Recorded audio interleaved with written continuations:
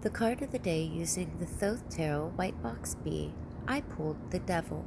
We see a goat with his third eye open, horns that spiral up through the aethers, and a menacing smirk. He stands on a phallic-shaped tree with the cadices of Hermes in front of him. In the transparent roots are the leaping and springing forth of sap. The Devil is attributed to Capricorn. In Kabbalah, this card occupies the path between Hod, intellect, and Tifereth, soul, true self. It is also attributed to the Hebrew letter Ayin, meaning eye. As I said before, much of this card is about materialism, ceremonial magic, creativity, and manifestation, but more specifically, the purely male creative force. The goat is Pan, the all-god, all-begetter. Pan creates without human reason or creed and accepts all his creations all the same. From the beautiful to the vile, they are accepted. And here's what's coming through today. For those that these messages have resonated with, recently there has been some chaos. Different chaos for different groups of people, but negative situations and feelings in general.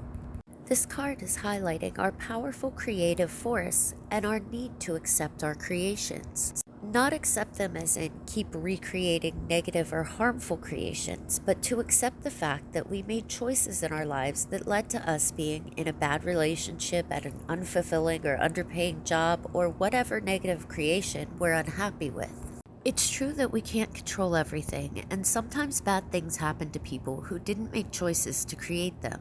But in that circumstance, the power lies in how we choose to deal with the situation and still create a life we love. The message of our power to create and the power of acceptance remains. There may be negative traits within ourselves we're fighting, yet we keep repeating the same mistakes.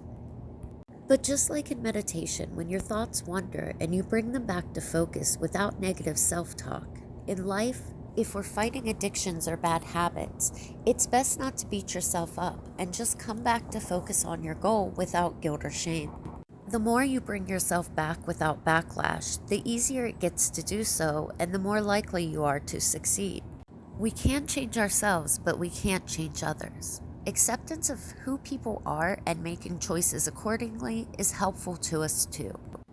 I feel there is a message here about the power of ceremonial magic and ritual. Whether or not you believe in magic, ritual and intention setting works on a scientific and psychological level.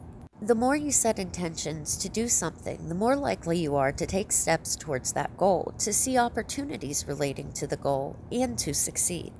Pan is divine madness, like the ritual state, a state in which our minds process information differently with different results.